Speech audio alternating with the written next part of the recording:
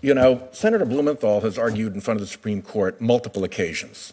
Before I got here, I used to practice appellate law more than any other kind. I was the Attorney General and U.S. Attorney for my state. I've argued in the Supreme Court. I've argued in the First Circuit over and over again. I've argued before our state Supreme Court. To sit here and pretend that there is no role for people's personal or private views or their social views when they go to the court is just, I mean, it's so preposterous as to be silly.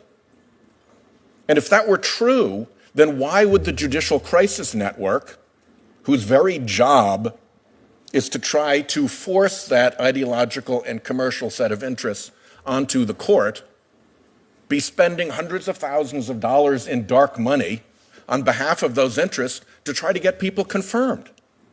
Both can't be true.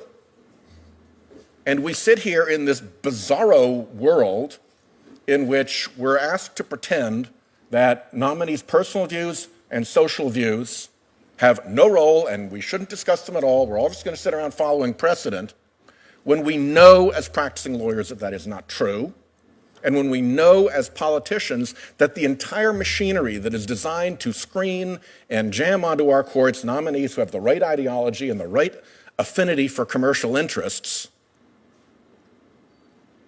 is doing it foolishly, with no possibility of return on its investment, because all we're going to do is sit around following precedent. It just doesn't make sense.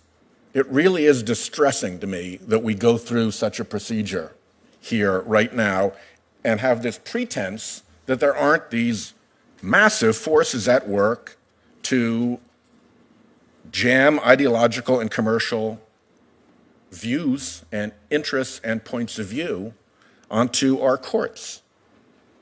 We see over and over again nominees that can't say that dark money is a bad thing, can't say that anonymous, unlimited spending in our democracy is a bad thing.